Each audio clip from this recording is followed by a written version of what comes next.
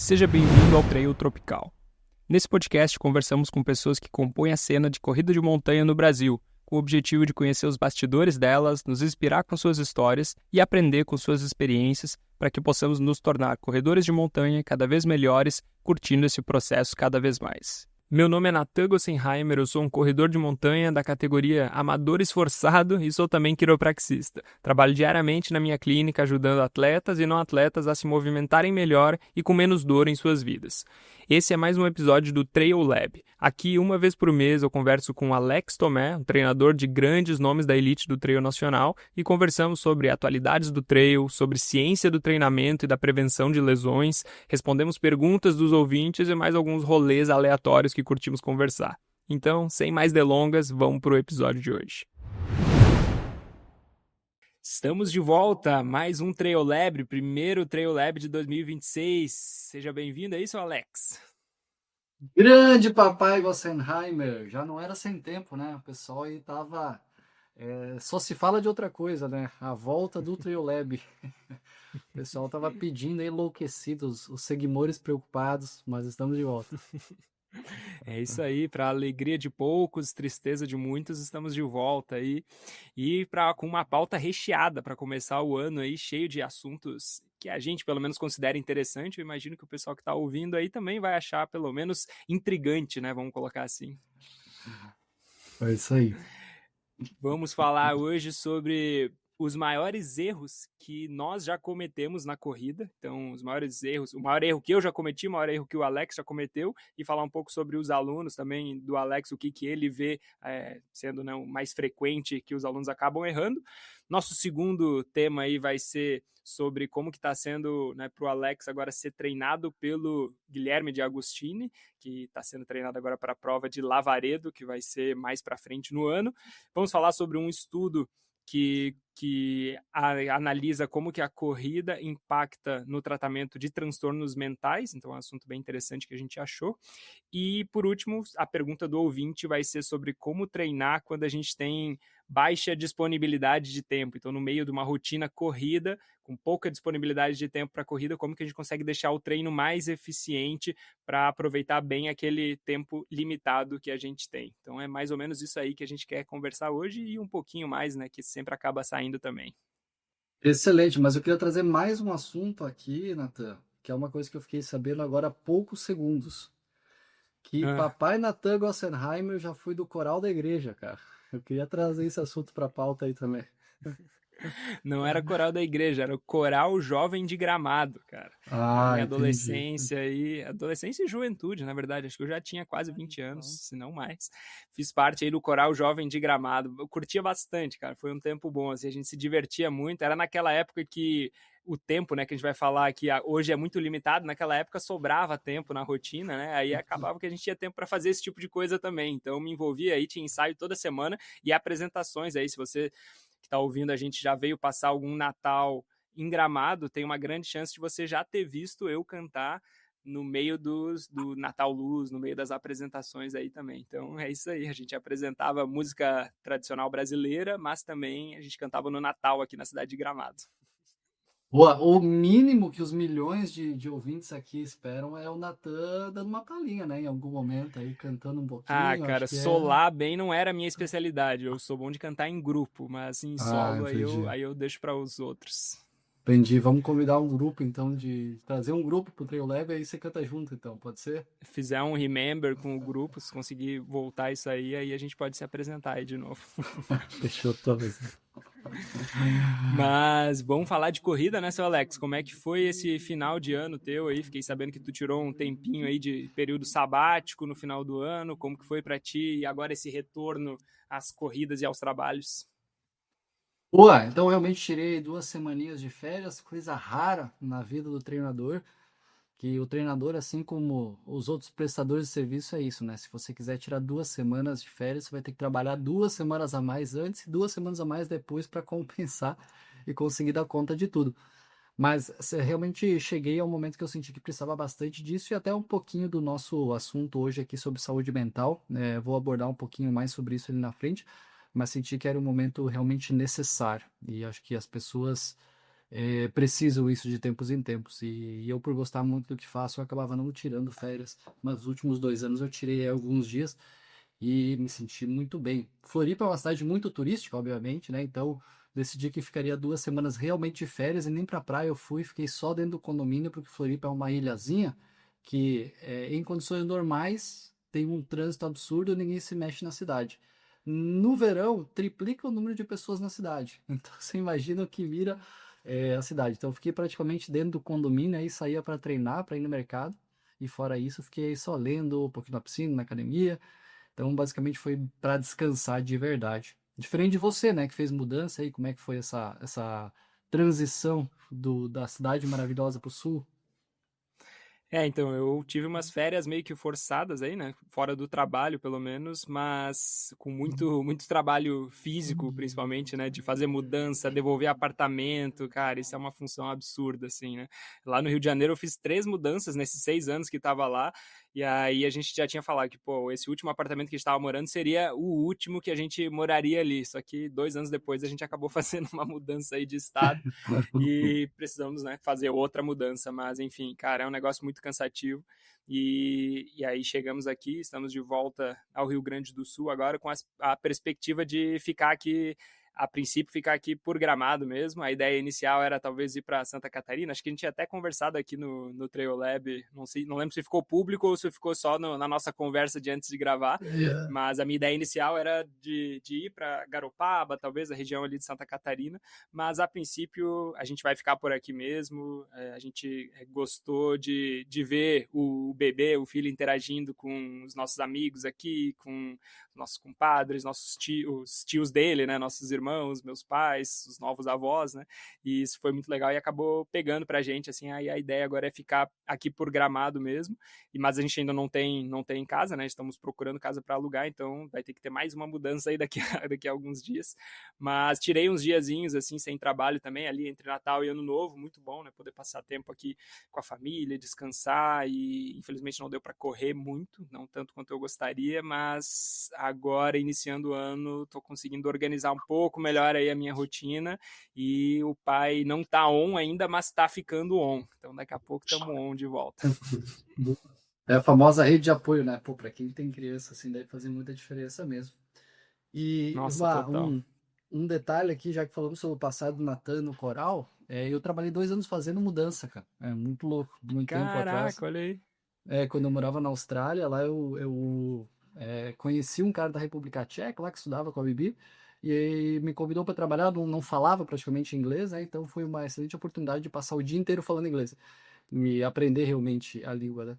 Então, pô, eu sei que é pesado, cara, porque eu fiz, olha, em 2 anos, olha, pelo menos umas 7, 8 mudanças por semana, já carreguei geladeira nessa vida, então eu sei que é pesado, cara.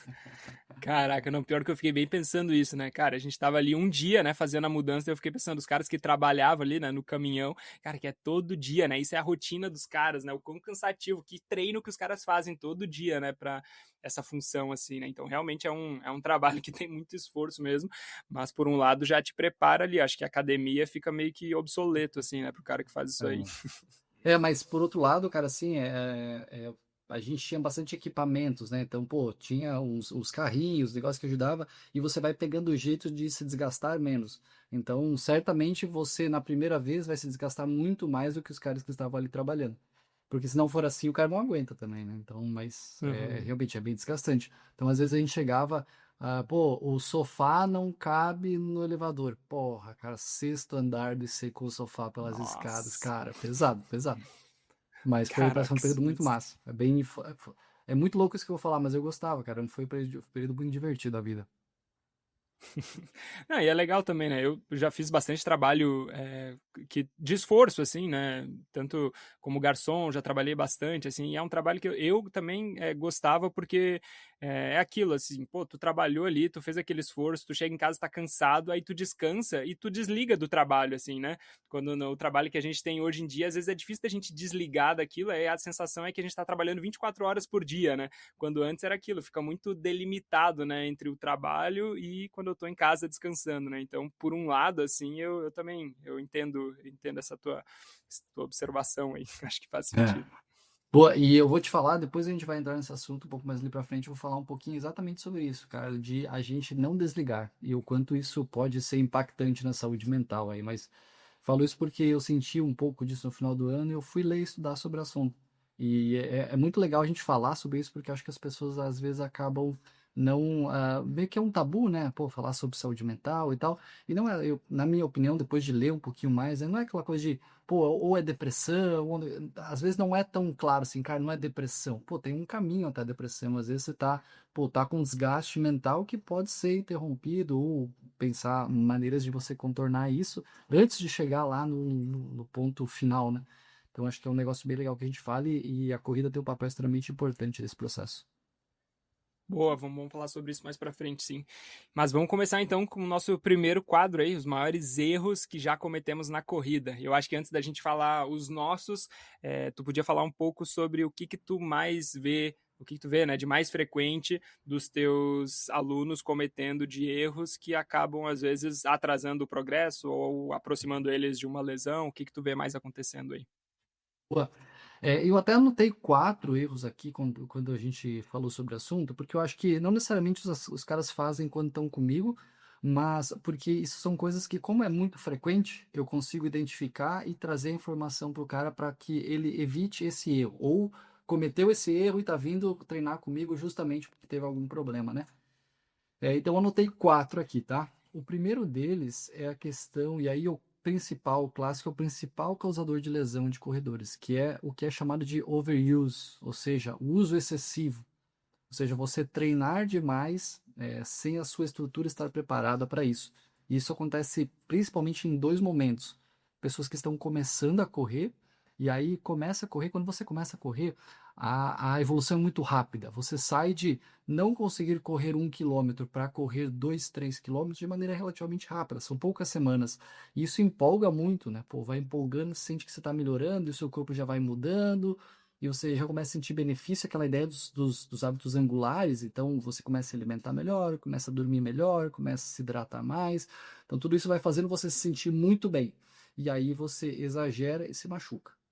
E o segundo grupo que acontece isso é quando você está no pico de treinamento para uma prova. Então imagina que o Natan está correndo lá para Paraty 50 quilômetros e ele está fazendo 80 quilômetros por semana com 6.000 de altimetria.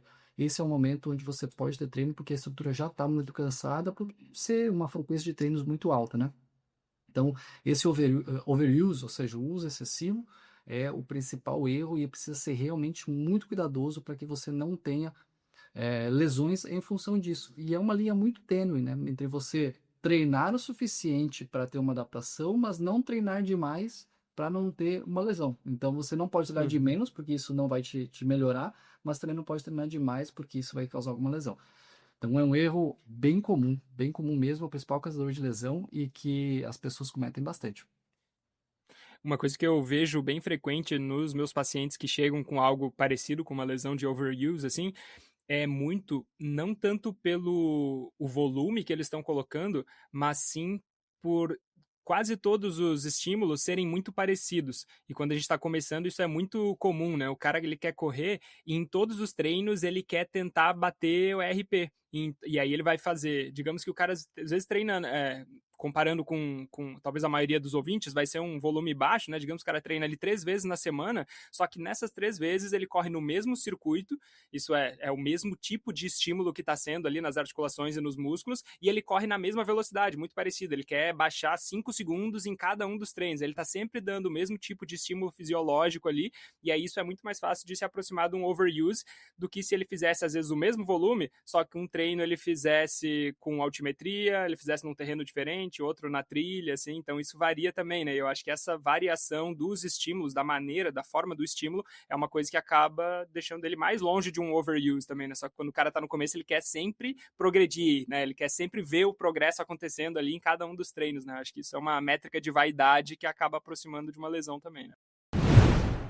Eu tava no meio de um treino quando vibrou o celular. Tirei do bolso e achei que seria mais um spam de uma companhia de telefone. Mas não.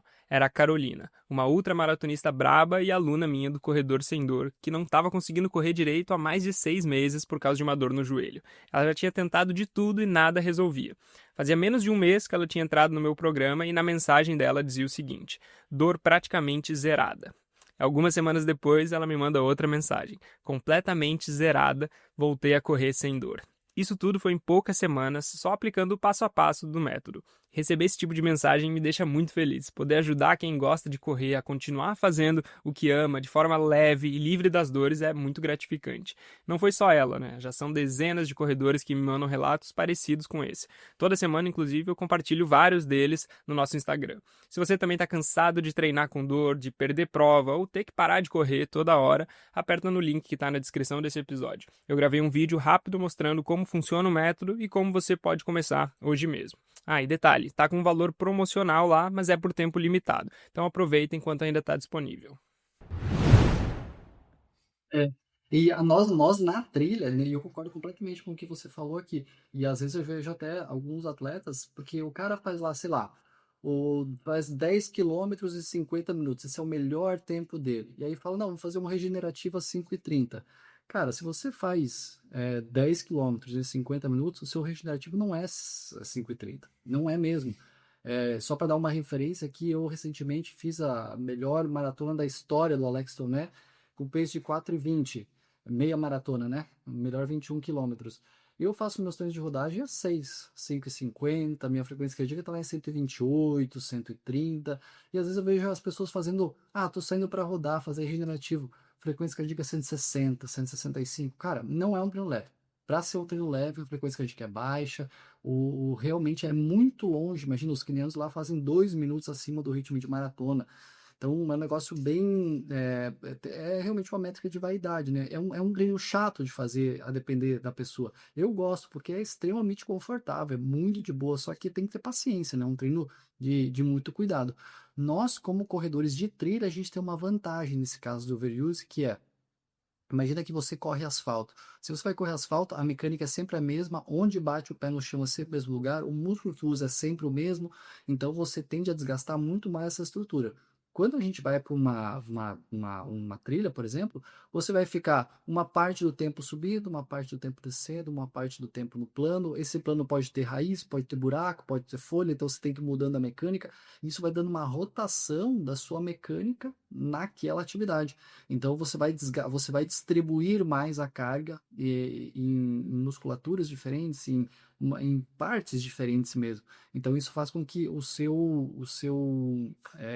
corpo consiga absorver de maneira melhor porque é distribuído, não é sempre no mesmo lugar a pancada. Então a gente aqui acaba tendo uma vantagem.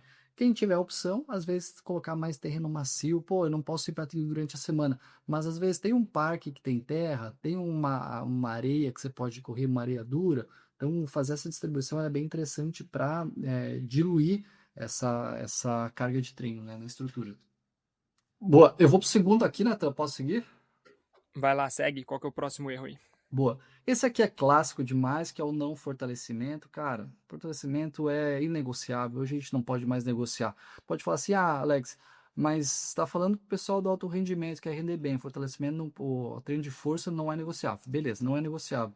Pá, mas eu sou um atleta recreacional e tal. Eu diria que para você ainda é mais importante, porque eu estou falando da sua saúde, da sua longevidade no esporte, e você conseguir chegar com 80 anos e levantar do vaso sozinho. Então, o treino de força ele tem papel tanto de desempenho quanto de saúde e qualidade de vida. E eu não estou pedindo para você fazer todos os dias 2 horas, estou pedindo para você fazer 50 minutos 2 vezes por semana, para ter todos esses benefícios. Então, fortalecimento para mim não existe, cara. Não existe negociação, tem que fazer. A gente pode discutir como fazer, mas tem que fazer, não tem negociação. Sigo aí ou você quer comentar sobre fortalecimento? Não, pode seguir. Essa daí já o pastor Alex pregou, isso aí ninguém vai discutir. Boa. Terceiro aqui que eu coloco, e aí pessoal que compete, é muita prova. Cara, isso aqui eu sou muito chato e brigo com os atletas aí, porque muita prova não dá, cara. Se você vai fazer uma prova, quem compete muito treina pouco. Então, se você vai fazer uma prova realmente importante, você vai precisar fazer um polimento aí de 2, 3 semanas, a depender, de 1 a 3 semanas, a depender da distância da prova. E você vai ter uma recuperação pós-prova, que aí vai depender 1, 2 semanas também. Não vai ficar sem treinar, mas vai ter menos treino e tal, tem tudo isso.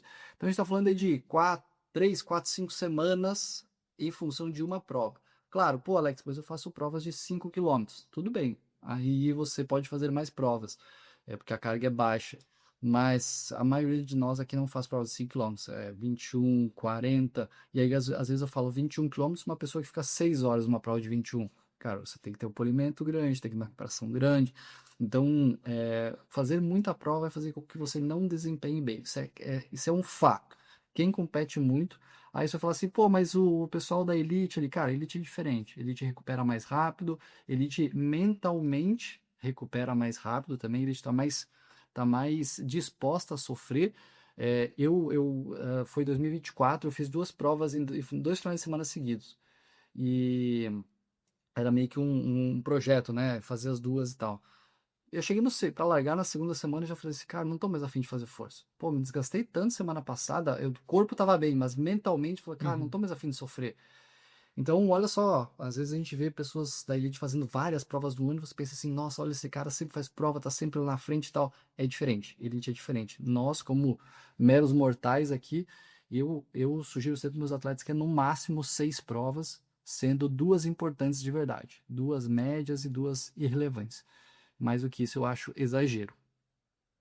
E o último é uma coisa que cara, é um detalhe, tá? Que uma nutricionista me trouxe isso. Eu saía sempre para treinar e às vezes a gente ia treinar longe, que para trilha eu saio correndo de casa aqui, mas para pegar estradão às vezes tem que dirigir 1 hora aqui.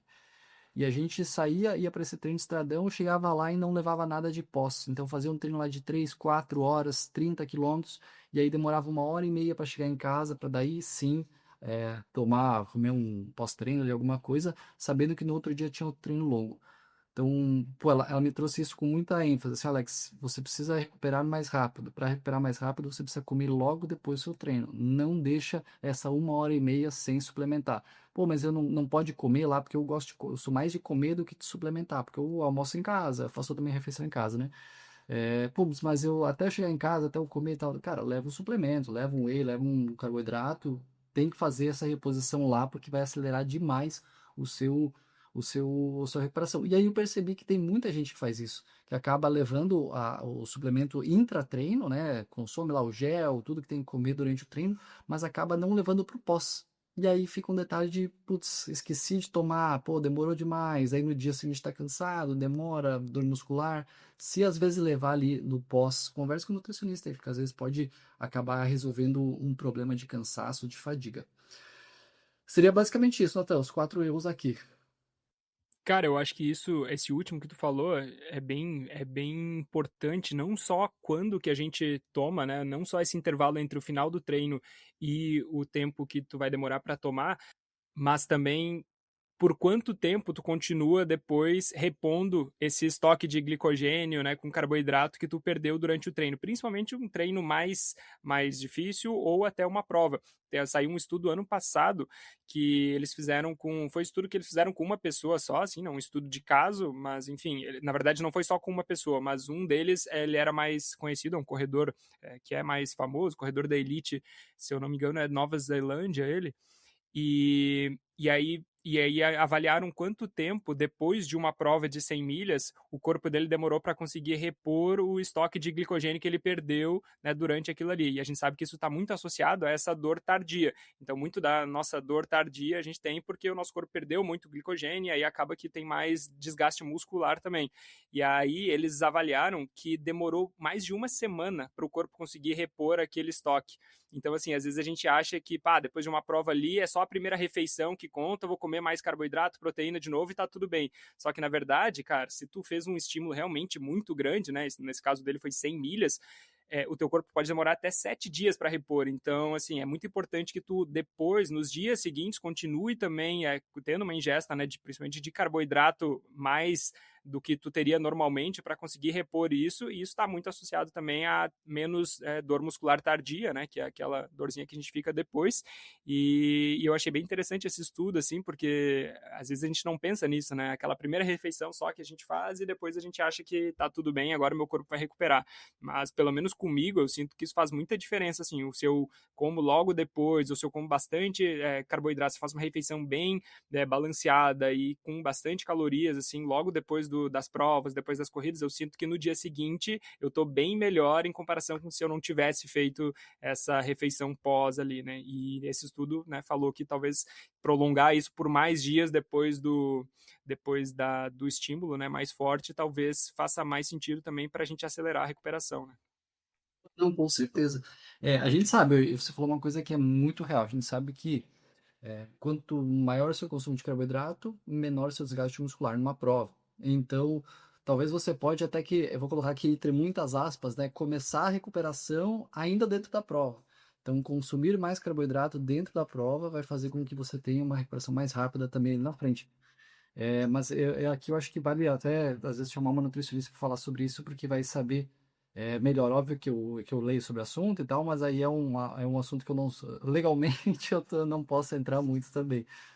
Mas uma coisa que é interessante, para essa minha prova que a gente vai falar depois, um dos meus principais objetivos do treinamento é gastrointestinal.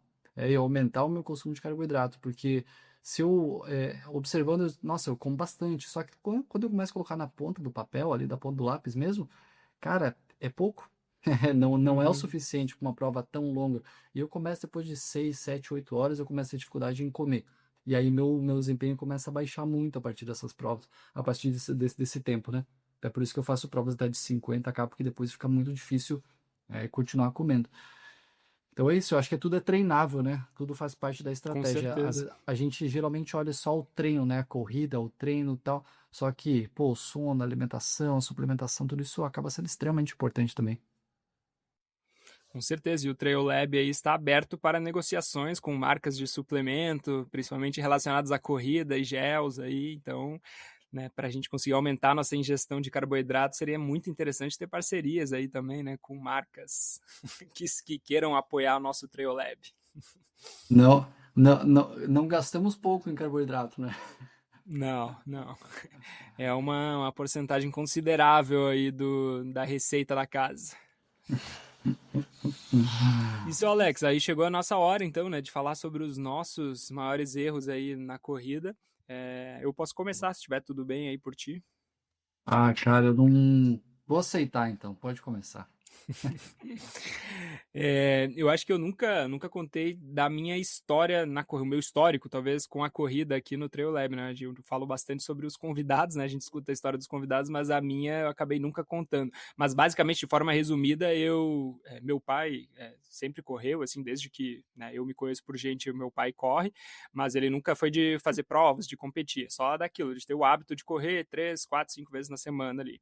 E aí, então, eu também, né, cresci conhecendo isso como normal, né, e aí sempre tive essa prática também, assim, corria 3 vezes na semana, assim, minha vida toda, assim, fui de fazer isso, só que nunca de treinar realmente, assim, eu corria, sei lá, 6, 7, 8 quilômetros ali, meio que no mesmo ritmo, tipo que a gente estava falando antes ali, né, que a pessoa sempre faz no mesmo ritmo e tal, percursos parecidos e tal, Saía para correr, e não treinava a corrida, né? É diferente. exatamente, é. Saía para fazer aquele trotezinho. E, enfim, aí eventualmente eu decidi que eu queria fazer uma maratona. Não sei porquê, do nada. E aí, quando eu decidi fazer essa maratona, foi mais pelo desafio mesmo, assim, pensei, cara, eu já corro aí 8, 10 quilômetros, 12, acho que eu já tinha corrido o máximo, 42, é meio que 4 vezes isso, assim, não tem como eu não conseguir fazer, né? Aquela arrogância, prepotência.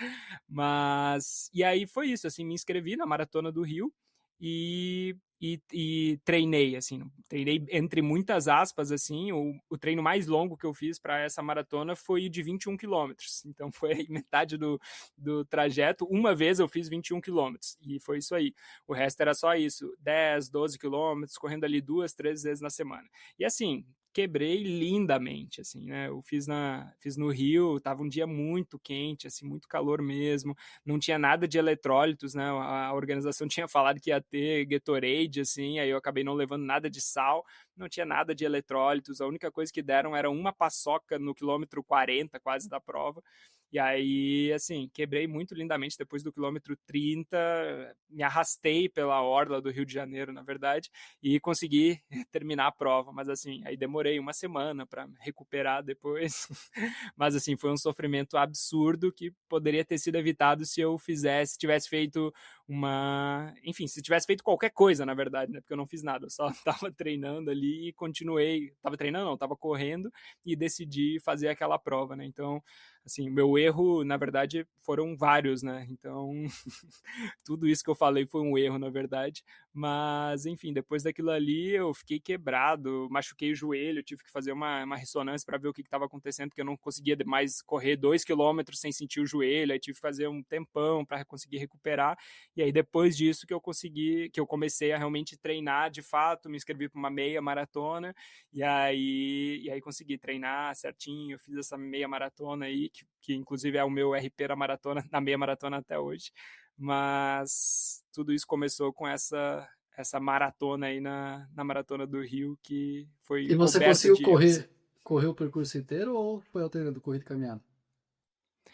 Cara, assim, acho que eu não fui alternando, mas assim, eu cheguei lá pelo quilômetro 30 e pouco, eu já tava meio que me arrastando, assim, e aí eu lembro que eu senti muita cãibra, porque tava muito quente, eu não tava fazendo reposição de eletrólitos, e aí às vezes eu parava, tipo, tentava me alongar, as pessoas que tipo, estavam assistindo chegavam, tá tudo bem e tal, e aí eu, não, tá tudo bem, só tô aí me alongando, aí fazia uns alongamentos, daí voltava no trote, eu não lembro de ir caminhando, assim, mas assim, eu ia parando, e aí, tipo, trotava, e aí acabei me arrastando, assim. Então, mas assim, quebrei sei lá, a minha ideia era fazer, tipo, em abaixo de 4 horas, e aí o meu erro foi que eu fiz uma pausa para ir no banheiro, e aí quando eu fiz essa pausa para ir no banheiro, assim que eu saí do banheiro, eu quis acompanhar o pessoal que eu tava correndo antes. E aí eu dei meio que um tirozinho, assim, e, cara, aquilo ali me quebrou legal. E aí acabei terminando a prova, acabei fazendo em 4 horas e 2, mas porque eu, né, consegui depois de reviver, depois renascer das cinzas, mas assim, a quebrada foi épica, assim, sofri muito naquela prova. A clássica da maratona, né? A clássica. Até porque a gente nem falou sobre isso, mas eu ia falar exatamente sobre a minha primeira maratona, que foi. Eu nem era treinador ainda, tinha começado a correr, estava na faculdade, terminando a faculdade. E eu. Nessa ideia assim, cara, eu já tinha feito várias meias maratonas, mas vou fazer uma maratona. Não, depois que fazer uma meia maratona, 4 semanas treinando, dá pra fazer 24, 26, 28 e 30 quilômetros e fechou, está pronto. E foi isso que eu fiz. Só que desses 4 longos aí, 2 eu não fiz e fui correr a maratona. Cara, foi uma das piores experiências da minha vida, assim. Depois dos 26, 27 quilômetros, eu só sofri o tempo inteiro. E depois disso, eu voltei a correr. Eu fiquei 3 meses sem correr porque eu mentalmente, assim, me desgastou, me destruiu. E até por isso que eu sou tão chato às vezes com meus atletas. Eu falo que foi uma experiência muito importante para mim, mesmo que eu ainda não era treinador, tudo isso, mas foi uma experiência muito importante para mim para ver o que que é uma péssima experiência numa maratona, numa prova longa, ver o que que é sofrer o tempo inteiro, e potencialmente me tiraria da corrida. Então, eu tento evitar ao máximo que as pessoas cheguem numa prova sem estar 100% preparadas, justamente por isso, porque a pessoa vai ter Uhum, uma experiência ruim, pode se machucar e pode se afastar da corrida, pode nunca mais voltar, uhum. sabe? Por sorte eu voltei. Mas teve vindo isso e foi um erro muito parecido com o seu, assim também fiz, mas eu fiz 4 horas e 21, eu acho. Eu lembro que depois do quilômetro 26 eu passei os últimos 14, 15 quilômetros só falando assim, nossa, nunca mais vou fazer isso na minha vida, por que que eu tô aqui? Então, assim, é um negócio que eu não aproveitei em nenhum momento. Eu terminei Aham. maratonista, mas a que custo, cara? Pô, não fazia sentido nenhum. Hoje, minha última maratona, agora que fiz em Valência, foi basicamente 1 hora a menos. E eu terminei feliz, pô, afim, pô, já querendo me inscrever na próxima e tal. Olha a diferença de uma experiência bem conduzida, né? Bem feita. Então, é por isso que acho que esse é um dos pontos de eu ser tão chato com os atletas, de dizer assim, se não tá pronto, acho que é melhor a gente replanejar isso aqui. e muita gente fica bem pistola comigo, mas enfim, Uhum. é o que tem. E a gente, por ser profissional da área da saúde, a gente já tinha esse conhecimento sobre como que o corpo funciona, né? Sobre, tô sentindo, né, depois do impacto desse efeito negativo, assim, né? A gente sabe que o nosso corpo eventualmente ia se recuperar daquilo, mas às vezes a pessoa que não tem esse conhecimento, ela pode chegar naquele ponto que eu tava lá, de não conseguir correr 2, 3 quilômetros sem dor por várias semanas e achar que, pô, beleza, estraguei meu corpo, é isso aí mesmo, correr não é mais para mim, né? Meu corpo não foi mais feito para correr, ou enfim, já estraguei meu corpo, e aí acabar desistindo mesmo, né? Mas ainda bem que a gente tinha esse conhecimento aí, que sabia que o corpo poderia recuperar e a gente conseguiu voltar, né? Mas tem muita gente que não dá essa volta aí depois. Sem contar, Natan, o risco que é isso para o nosso corpo, porque a corrida, provas longas como a maratona, é uma prova extrema, cara, vai levar seu corpo ao limite. Então, uma pessoa que está com alguma fragilidade aí pode ter algum tipo de problema durante a prova ou pós-prova, cara, pode acontecer coisas muito ruins, né? Então, Uhum. a gente precisa realmente respeitar as provas. Isso aí, seu Alex. Então a gente já pode fazer o gancho aí pro nosso próximo tópico, né? Que é você sendo treinado agora pelo De Agostini, né? Para prova de lá em Cortina, né? Que é onde vai acontecer agora as Olimpíadas de Inverno também, né? Caraca, eu nem tinha me dado conta disso aí. E depois das Olimpíadas de Inverno, daí sim vão chegar os atletas de elite, assim, lá na região de Milão, né, na Itália, como Alex Tomé representando o Brasil, sendo treinado pelo grande de Agostini. Como é que tá sendo aí essa experiência? As Olimpíadas de Inverno agora é um evento teste para minha chegada lá em Sim, junho. o pessoal tá se preparando, já ficaram sabendo, pô, vai chegar esse Isso, atleta aí do isso. Brasil, vamos fazer esse eventinho aqui, né, de Olimpíadas de Inverno para ver se a região tá pronta para receber, né? Isso, isso. Cara, na verdade, essa prova sempre foi um dos meus sonhos e falando abertamente, eu acho que essa é uma prova que, para mim, ela é um sonho maior do que a UTMB, em Chamonix.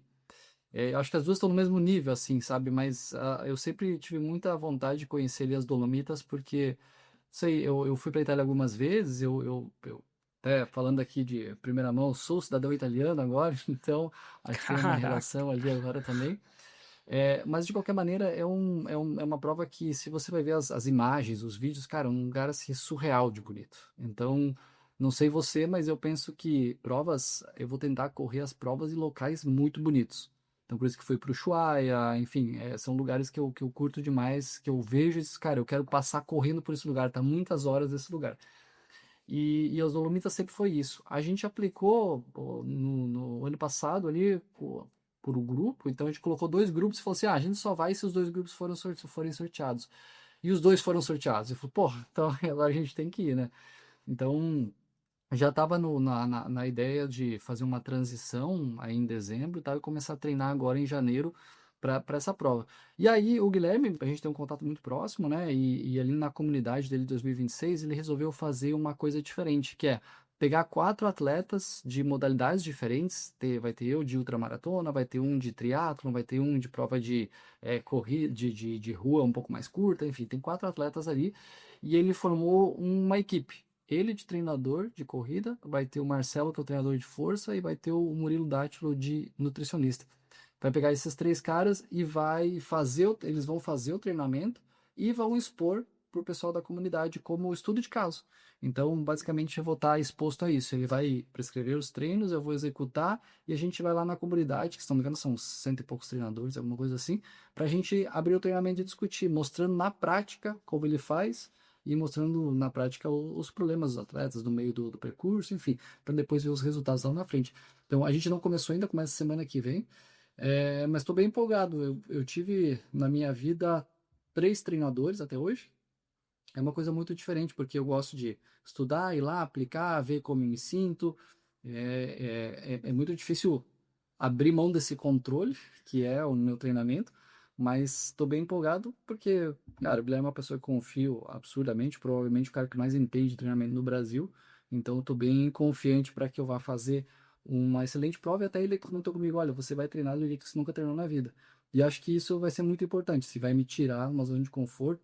Até já me perguntou se eu posso treinar 2 vezes por dia. Já comecei a ficar um pouco assustado, mas tô aí, entrei no projeto e vou até o final. Ah, boa, pô, vai ser interessante isso aí, né? Até pra ti como treinador, acho que vai ser importante também, Sim, né? com E como certeza. atleta, então É, nem tem nada a dizer, assim, né? Mas isso vai ser legal também se tu puder ir compartilhando com a gente aqui o que que tu claro, tá claro, sentindo, quais as claro, diferenças aí que tu tá vendo também, né? Nisso, acho que vai ser legal claro. de a gente ir fazendo aí a cada mês e acompanhando a tua evolução, né? Boa, vou tentar fazer até uma espécie de um documentário no YouTube, até fazendo um jabá aqui.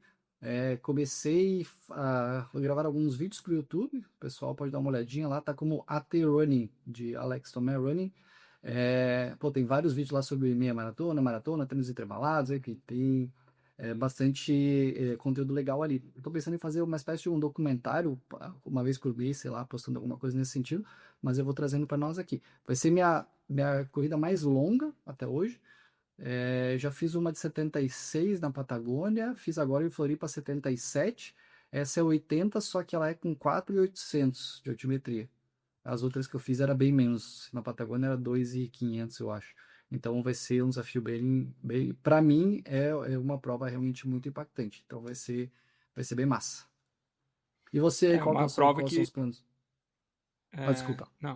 não, não, só ia falar que é uma prova que realmente tem muita altimetria, né? Quando tu não tá subindo, tu tá descendo, assim. Eu acho que o que menos tem é lugar plano, assim. Acho que nem deve ter nada plano, assim. Talvez um falso plano, mas é realmente o tempo inteiro subindo ou descendo, assim, né? E eu acho que, se eu não me engano, dá pra gente acompanhar a prova também ao vivo. Acho que eles fazem transmissão ao vivo, né? Não sei se tu vai aparecer na transmissão, né? Mas pelo menos dá pra gente ver onde tu vai estar correndo. Cara, eu imagino que vai ter uma câmera só em mim durante a prova, assim. Pela relevância, né? Dependendo Pela de. relevância. Exatamente. Não, eles saberá, isso aí tá representando o Brasil, né? Então vamos, Isso. vamos acompanhar. Se a gente conseguir flodar lá o chat deles, né? Aparece, mostra o Alex, mostra o Alex. Então eles vão ficar meio, pô, Alex, quem que é esse Alex? Aí de repente vão colocar uma câmera exclusiva em ti. Acho que a gente Isso é consegue uma. reunir mais de 3 comentários. Se reunir todo Olha mundo aí, assim. não, tu tá subestimando a audiência, cara. Não faz isso, subestimando a audiência do Trail Lab. O pessoal vai Hum. flodar o chat da transmissão ao vivo lá pedindo para aparecer o Alex. Mas a gente vai falando aqui com certeza. Eu vou trazendo as novidades, vou falando. E provavelmente quem vai acabar pagando esse preço aí são os meus alunos, né? Que se eu vou treinar mais, também vou prescrever mais pra galera. Então a galera deve sofrer um pouquinho mais em 2026. É isso aí. Então temos um estudo hoje, né, para a gente trocar uma ideia aí sobre como que a corrida impacta no tratamento de transtornos mentais, né, como às vezes ansiedade, depressão, bipolaridade, ou não necessariamente esses problemas diagnosticados, né, mas os problemas que acabam afetando a nossa mente, o nosso emocional e como que a corrida pode impactar nisso, né? Consegue dar um panorama para a gente aí desse estudo? Bom, vou fazer aqui primeiro uma contextualização, tá, Natan? A primeira coisa que eu acho que é muito importante falar.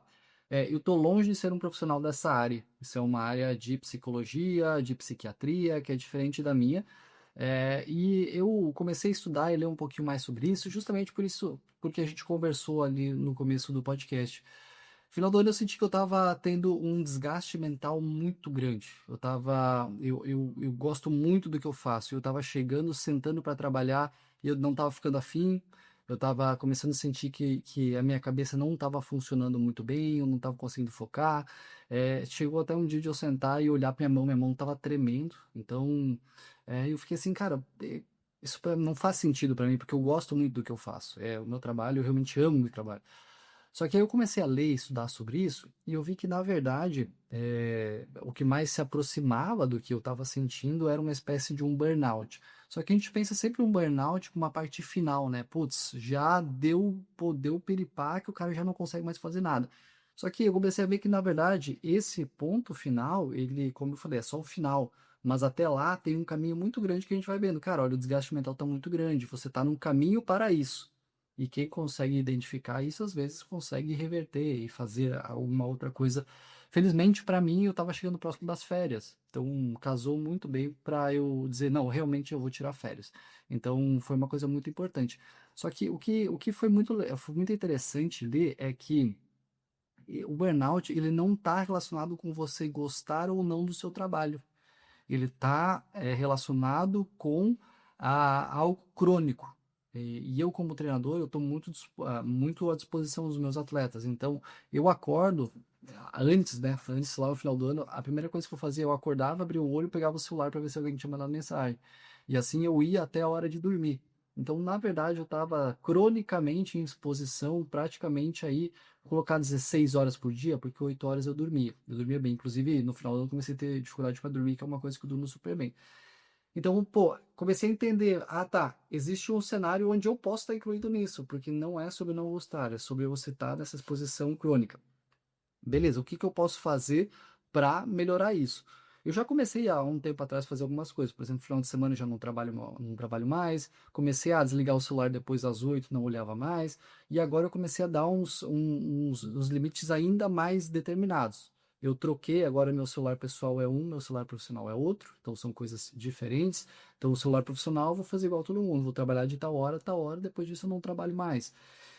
Então, esse tipo de coisa começou a fazer muita diferença para mim. Eu comecei a ler, estudar um pouquinho sobre isso, porque existem muitas pessoas que estão ouvindo esse podcast agora que têm transtornos mentais. Isso não é uma coisa ruim, tá? É uma pessoa, é uma condição. E por que que eu falo isso? Porque eu convivo com muitos atletas. E esses atletas me falam, ó, Alex, eu comecei a correr para parar de tomar remédio. Eu tenho se eu não corro, eu fico me sinto muito triste, eu preciso voltar a tomar remédio. Então, a corrida, ela acaba sendo algo muito importante para essas pessoas. A gente sabe que tem uma questão de remédio isso a gente fez uma live uma vez, eu, o Guilherme, uma psicóloga e uma psiquiatra. E o Guilherme também estava nessa posição, e ele falou assim, olha, o exercício é muito legal, ele me ajuda muito, mas às vezes eu preciso do remédio para me tirar da cama, senão eu não conseguiria sair da cama. Então você toma esse remédio, sai da cama, você volta a ter condição e aí o exercício vai te ajudar. Então é uma composição de coisas, né, que é muito interessante. Então eu fui estudar um pouquinho mais sobre isso, peguei um estudo aqui bem simples, tá? E novamente eu não vou aprofundar muito porque não é a minha área, mas esse estudo ele pegou lá 16 semanas de um público, de um pessoal que tinha depressão e bipolaridade, e acho que é depressão e bipolaridade, eram duas condições, não lembro exatamente. E ele fez 2 sessões de corrida por semana, extremamente simples, tá? 10 minutos de caminhada, depois lá mais ou menos 30 minutos de trote, e aí o trote era medido pela frequência cardíaca, mais ou menos aí 70% da frequência cardíaca, ou seja, treino leve, rodagem bem de boa mesmo. E no final, mais uma desaceleração de uma caminhada. Ele estava 45 minutos. E no final de 16 semanas, eles viram uma melhora absurda nos sintomas de depressão dessas pessoas. Então a gente pode ver, pô, 2 vezes por semana. Então, olha só, isso aqui é extremamente relevante, porque pode realmente mudar a vida de uma pessoa. E aí eu comecei a ler o livro. Eu não acabei de ler o livro ainda, tá? Então eu vou trazer aqui alguns dados, mas vai ficar pela metade. Mas o que eu li até agora já é muito relevante. O nome do livro é Lost Connections, de conexões perdidas. Eu não sei se tem em português, mas provavelmente tem. E no livro ele fala sobre 9 aspectos que são muito importantes para ajudar essas pessoas. O livro ele começa abordando muito sobre a indústria farmacêutica e o quanto isso pode te ajudar, mas o quanto isso também é supervalorizado. Se você pensar assim, cara, tem outras coisas que eu posso fazer? Sim, tem outras coisas que você pode fazer. Às vezes o remédio vai te ajudar a levantar da cama, como eu falei antes. E eu estou falando aqui em termos gerais, tá? Eu sei que tem casos específicos de pessoas que têm um tratamento, que precisam sei tudo isso.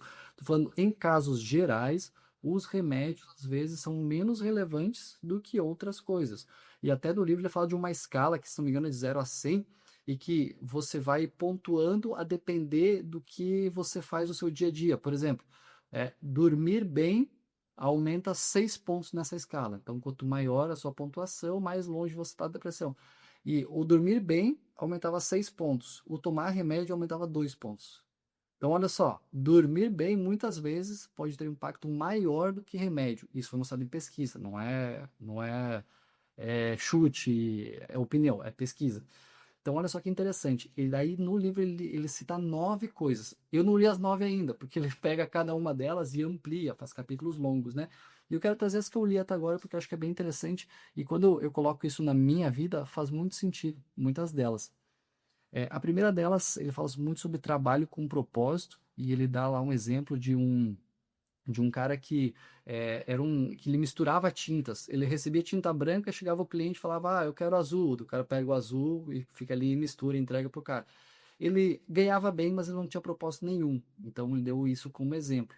É, e ele fala assim, cara, na verdade não é um problema de estar ali misturando, fazendo esse trabalho braçal. Talvez se ele chegasse e dissesse assim, cara, olha só, eu vou pintar minha casa com essa tinta. Olha que massa a minha casa. Será que você pode fazer um verde? Cara, pô, com essa árvore vai combinar esse verde aqui. Vamos mudar aqui, tal, tal, tal. Pronto, tem um propósito. O trabalho é o mesmo, mas agora tem um propósito, tem uma interação. Não simplesmente chegar, misturar e entregar.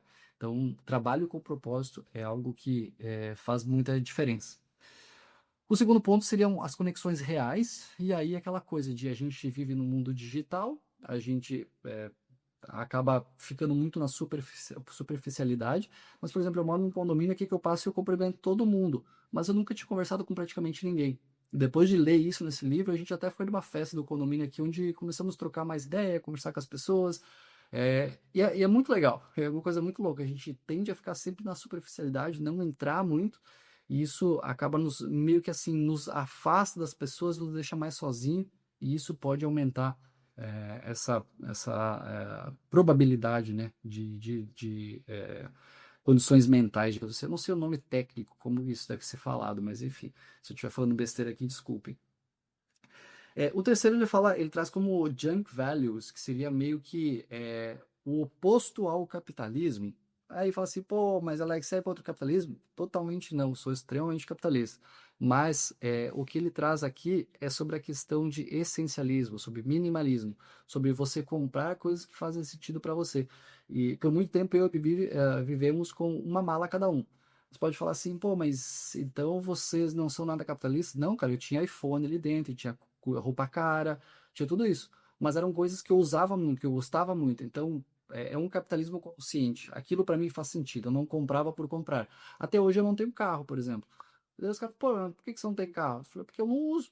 Eu usaria, sei lá, uma vez a cada 15 dias, para mim não vale a pena. Pô, mas seus amigos, todos têm, cara. Galera, eu chego aqui de carrão pra gente ir pro treino, eu vou de carona com eles e tal. Eu tenho uma motinha pequenininha que eu vou no mercado, eu vou na feira. Tá, mas e o que as pessoas pensam? Cara, foda-se o que as pessoas pensam, tô nem aí. Para mim não faz sentido ter um carro nesse momento. Então, comprar o que faz sentido para você, não necessariamente comprar por comprar, né? Ele traz isso como uma questão, principalmente de você ter uma compra que ela vai te dar um prazer momentâneo, só que logo ali na frente você vai perder esse prazer e aí você vai ter que comprar outra coisa, vai ter que comprar outra coisa. Então acaba isso tendo um pico de prazer, mas esse prazer logo depois cai. Tem aquela ideia, né, que as coisas perdem valor e as experiências ganham valor, né? Com o tempo as coisas vão ficando piores e as experiências vão ficando melhores. Então a gente acaba investindo muito em viagem, por exemplo, né? E aí mais dois pontos aqui, só para a gente finalizar essa parte, Nathan. A primeira delas é sobre a hierarquia social. E aí até um estudo que foi feito com macacos ali, ele mostrava que pessoas numa hierarquia, principalmente de trabalho, pessoas que estão mais alto na hierarquia, essas pessoas tendem a ter mais estresse do trabalho, mas são menos deprimidas, são menos depressivas, justamente porque elas conseguem ver nelas mesmas um valor. Que as pessoas que estão lá embaixo, na base, elas acabam se achando menos importantes. E isso faz com que as pessoas se sintam mais deprimidas. E até ele falava sobre um estudo que mostrava a expressão corporal.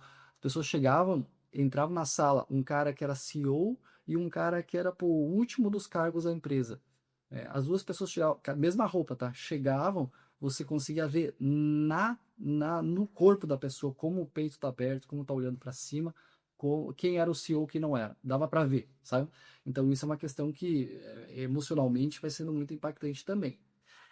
E por último, esse capítulo eu tô na metade agora, que é o da questão da natureza. E também eles observaram muito tempo isso, que animais que são tirados da natureza e vão para zoológico, mesmo que o habitat do zoológico seja maravilhoso, eles tendem a ficar mais deprimidos. E nós, e eles estão tá desenvolvendo isso agora, nós somos animais. O nosso berço é a natureza. Embora a gente já esteja na cidade há muito tempo, na questão evolucionária, é pouquíssimo tempo que a gente mora em cidade. que a gente tem, toda essa construção que a gente tem.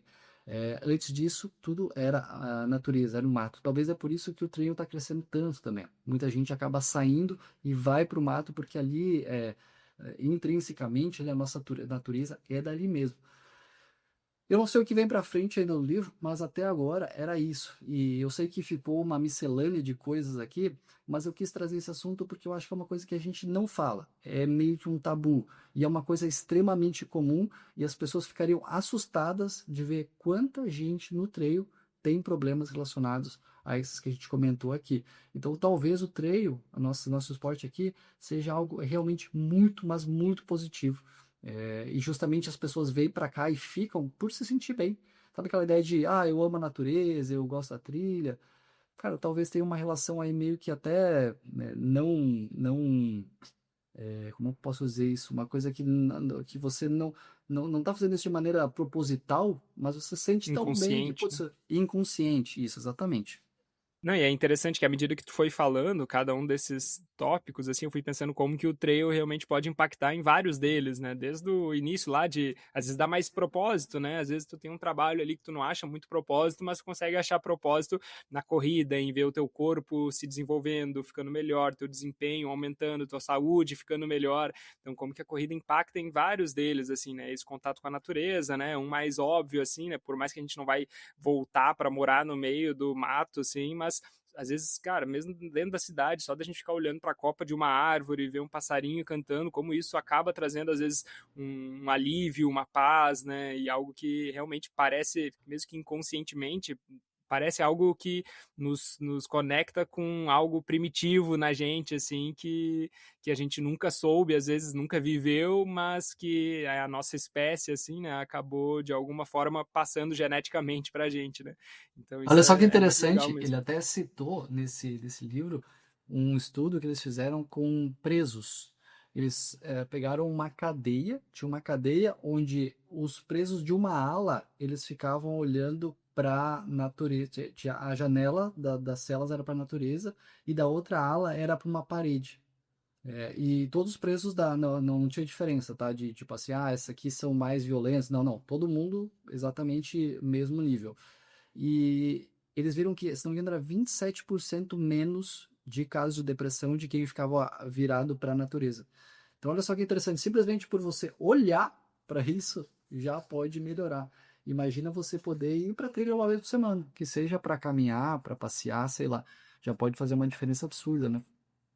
Nossa, total.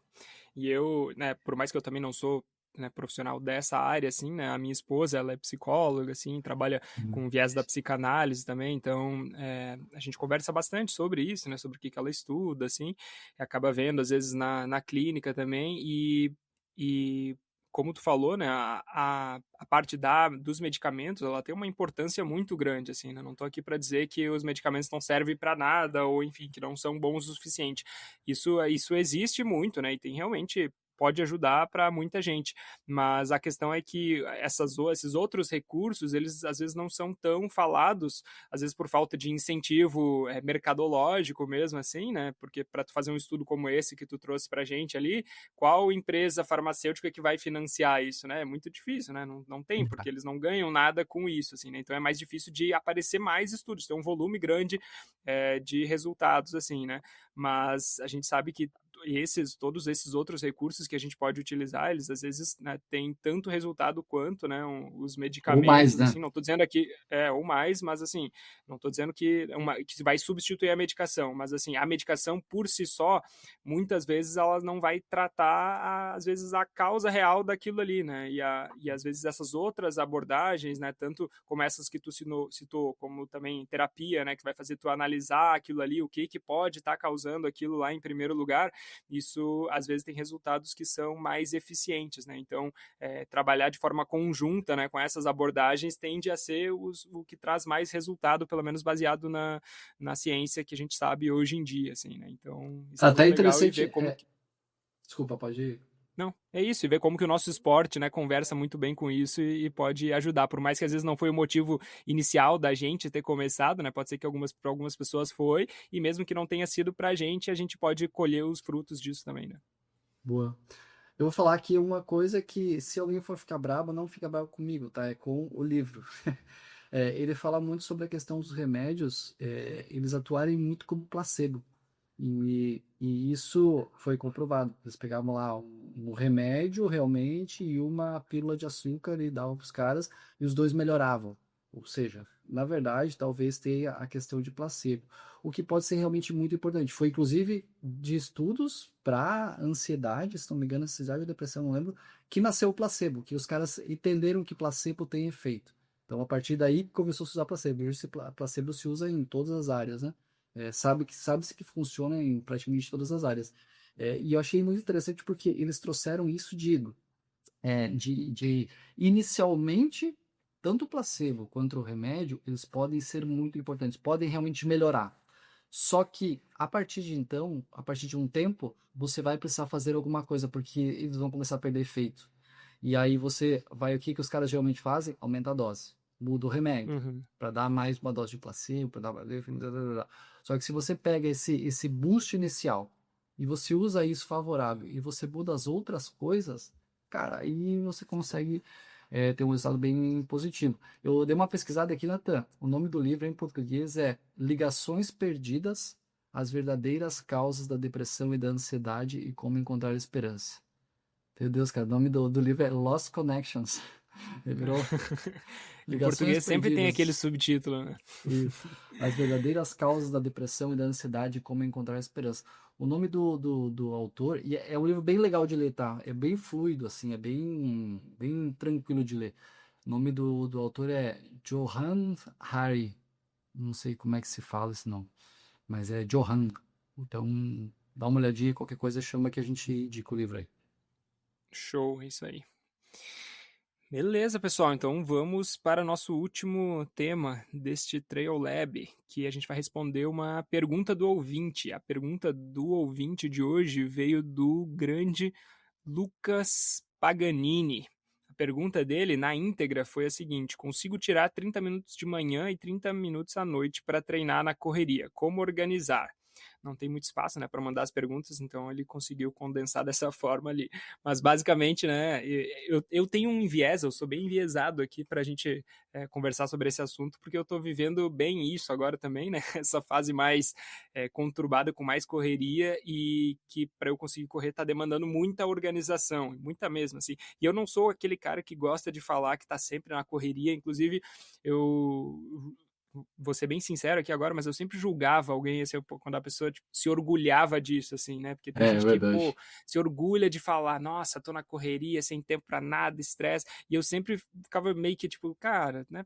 Pra quê? Eu não via motivo de orgulho nisso, em falar que eu tô na correria. E até então, né, antes de ter filho, eu falava, quando eu perguntava como é que estão as coisas, pô, não, tá bem, tipo, o trabalho tá legal, por mais que às vezes estava numa correria, numa fase difícil, mas tipo, é algo legal que eu tô curtindo fazer e tal.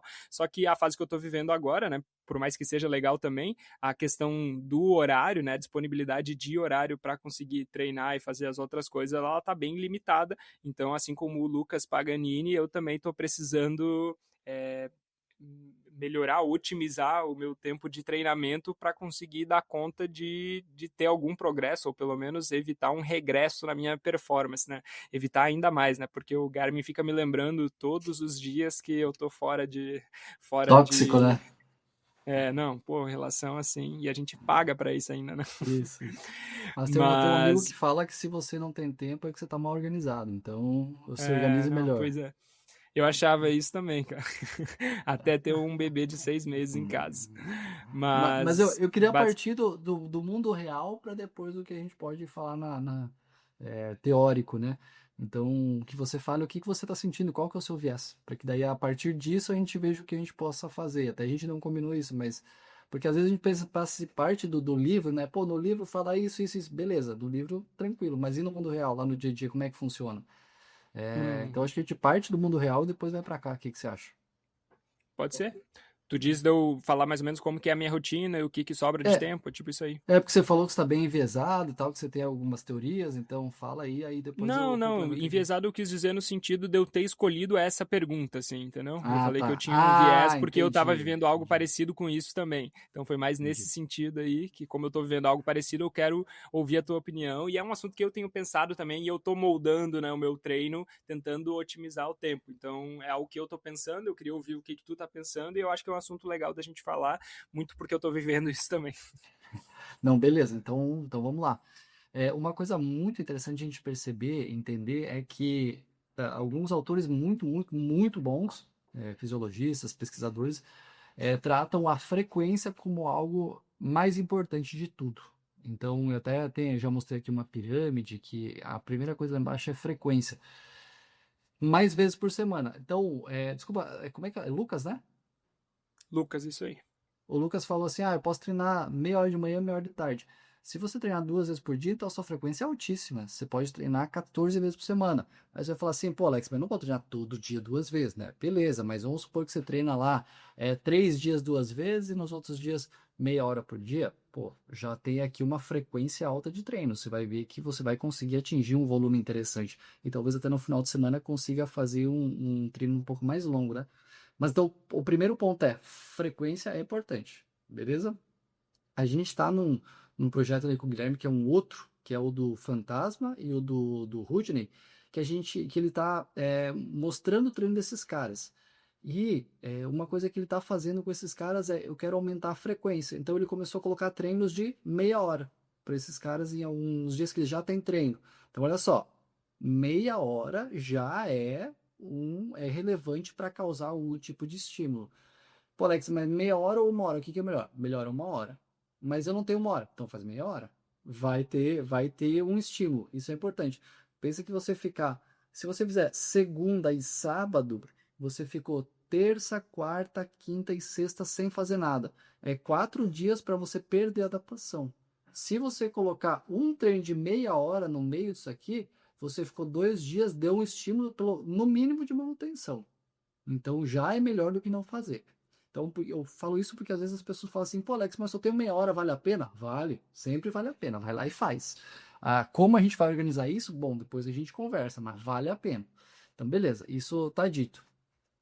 Uma coisa importante a gente ver que alguns treinos você demora mais para ter um efeito e outros demora menos.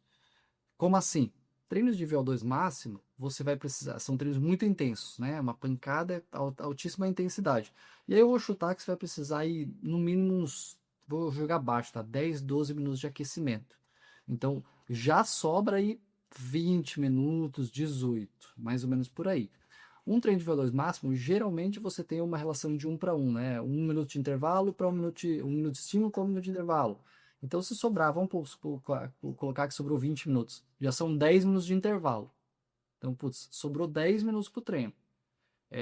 Para você atingir o VO2 máximo, demora aí pelo menos uns 3, 4 minutos.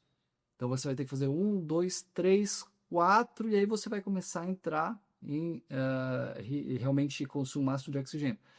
Então eu não queria fazer um treino de VO2 máximo. Por quê? Porque você vai aproveitar muito pouco. Você vai ficar lá em VO2 máximo 5 minutos por aí. E a gente sabe que para você realmente ter efeito é a partir de 12, 13, 14. Pô, Alex, mas eu sou super iniciante. Tá aí, beleza. Aí é outro caso. Mas estou falando de pessoas normais que já treinam. VO2 máximo acho que já não é uma ideia para você seguir de treinamento, porque não deve te trazer lá tanto benefício de VO2 máximo. Aí você pode falar assim, pô, mas não vou ter nenhum benefício? Vai ter outros, não de VO2 máximo. Então, esse é um treino que eu descartaria em meia hora. Não faria esse treino justamente porque você precisaria de mais tempo. O que os noruegueses estão fazendo muito? Eles estão dividindo os treinos. Então, ao invés de fazer um treino pancada de 1 hora e 20, eles dividem em dois de 40. Claro que o objetivo deles é lá na frente estar fazendo dois de 1 hora, dois de 1 hora e 20, beleza. Mas por hora eles estão fazendo dois de 40. E começam, né? Inicialmente, estou chutando aqui. Então poderia ser interessante. Se os caras lá estão fazendo e têm excelentes resultados, talvez a gente possa fazer aqui também. Como assim? O aquecimento já pode ser um pouquinho mais tranquilo. Por quê? Porque o ritmo já é um pouco mais tranquilo. Então, vou chutar aqui ritmos, tá? Eu faço lá os treinos de VO2 a ritmo de 3,20, 3,30, 3,40, dependendo do tamanho do estímulo. Os de limiar é 4, 3,55, 4,05. Então já é um pouquinho mais devagar. Então o aquecimento já pode ser um pouquinho mais tranquilo.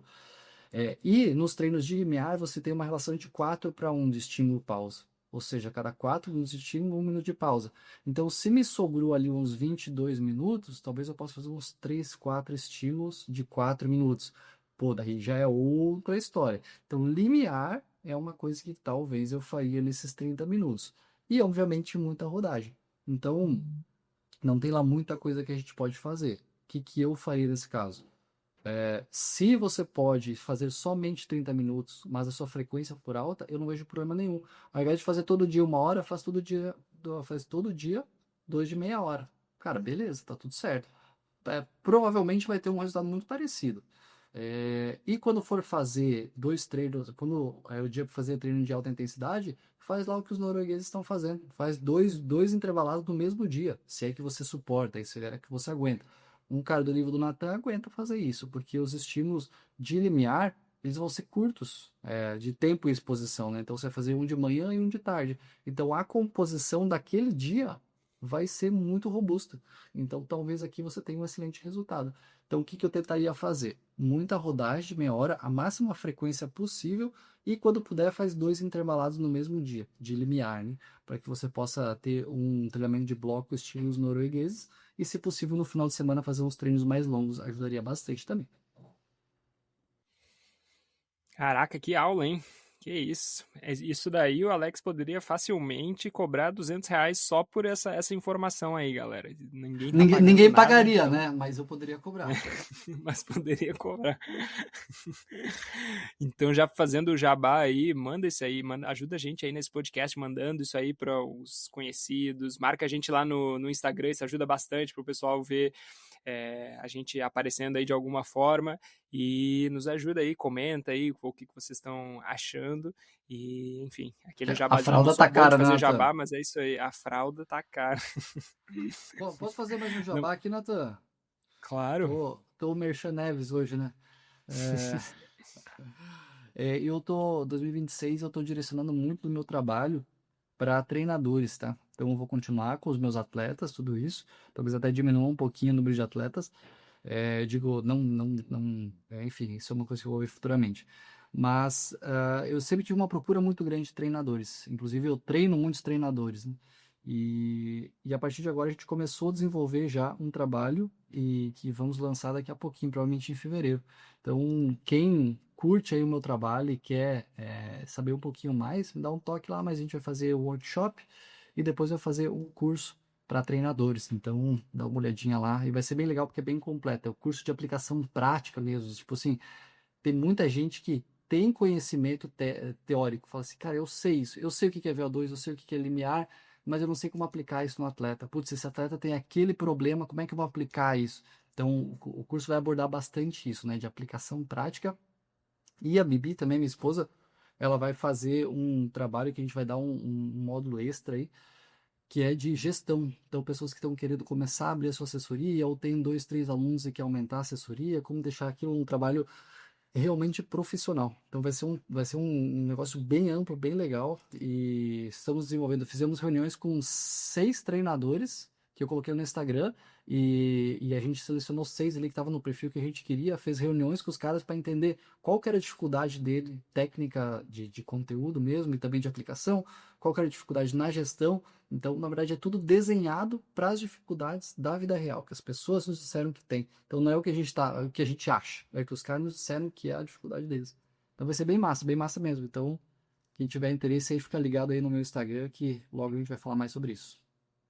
Boa, isso aí. E assim, eu não tive acesso a esse conteúdo aí, mas conhecendo o Alex e não só conhecendo ele e vendo o que ele fala aqui, mas vendo os resultados também, não. Acho que isso é muito importante, né? Quando a gente vê alguém que a gente gostaria de aprender, a gente tem que ver não só o que ela tá falando, mas também tipo, quais são os resultados que essa pessoa tem, né? E o Alex, a gente vê aí que tipo, ele tá, enfim, treinando muita gente que que hoje, né, compete, né, a nível mundial, assim, né, estão competindo a nível mundial e com bastante alunos também, né, com aí Sim. a carga dele horária cheia de alunos. Então, assim, se você é treinador também, muito provavelmente você precisa precisa ter mais alunos, né? Então, e o Alex já tem bastante experiência nisso também, em todos esses anos aí com criação de conteúdo e com as outras estratégias aí também dele, né?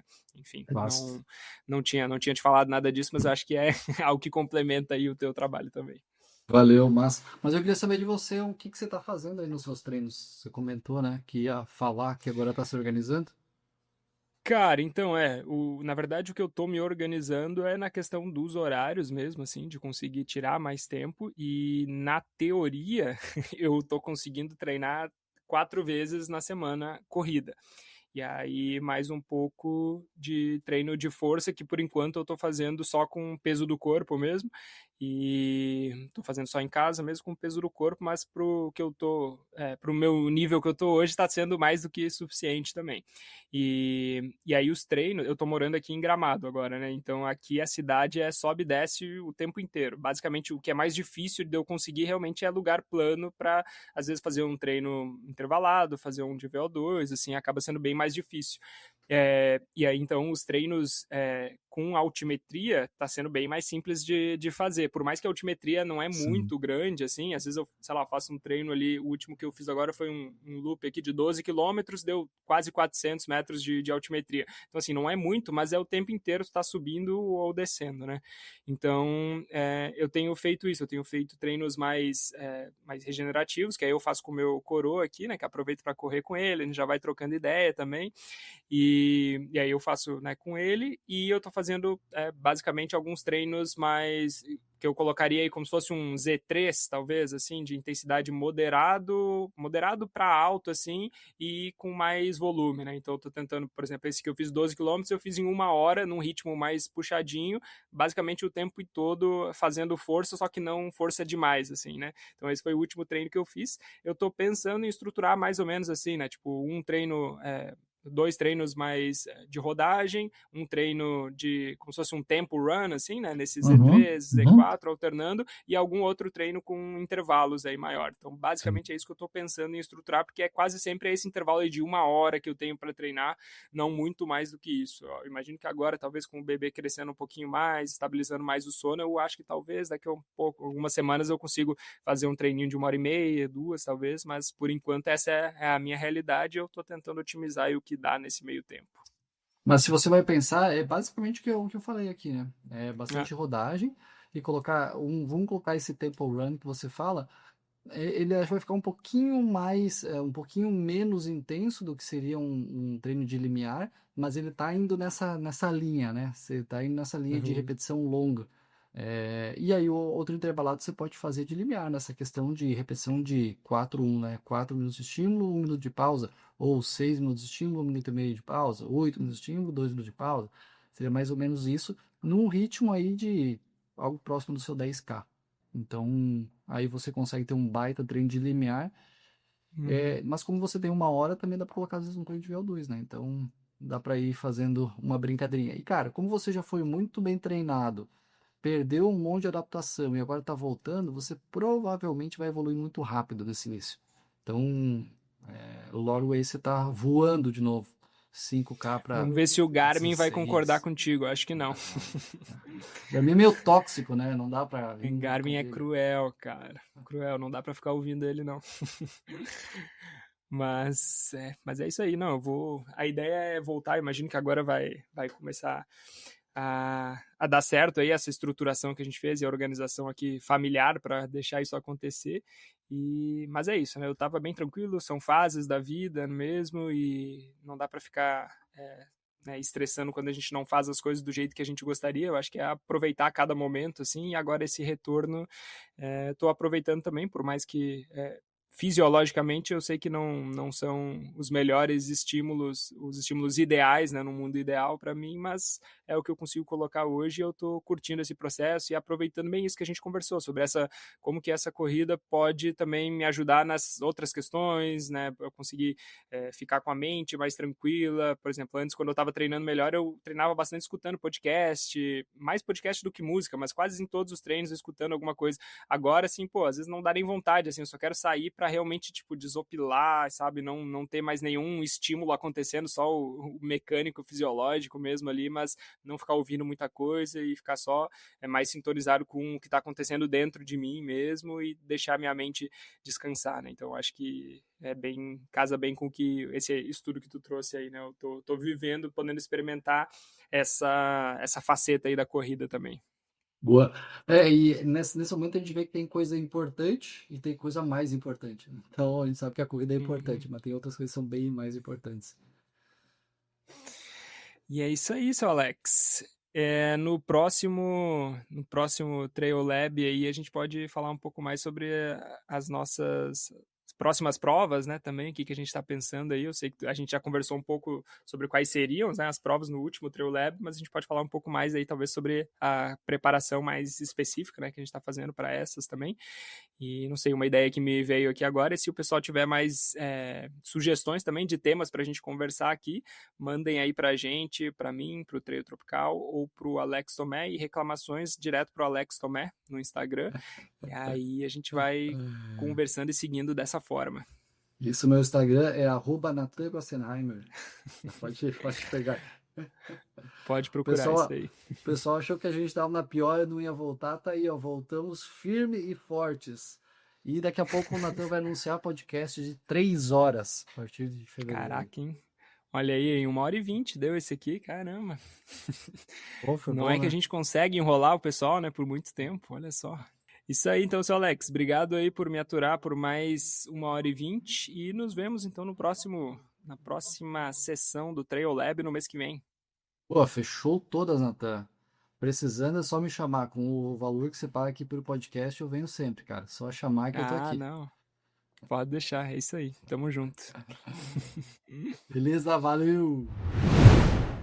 E lembrando que se você quiser conhecer o meu método que já ajudou vários corredores a correr sem dor, você pode fazer isso por um valor promocional esse mês, acessando o link na descrição desse episódio ou pela bio do nosso Instagram, e conhecer o Manual do Corredor Sem Dor. Eu tenho tanta confiança que você vai achar o conteúdo muito útil que eu decidi assumir todo o risco para mim. Você pode testar todo o conteúdo por 7 dias e se decidir que o material não era bem aquilo que estava esperando, é só solicitar o reembolso direto na plataforma e será realizado automaticamente. Tenho certeza que você vai gostar muito do que eu preparei, mas se por qualquer motivo você não quiser continuar, tem até 7 dias para pedir o seu reembolso sem burocracia.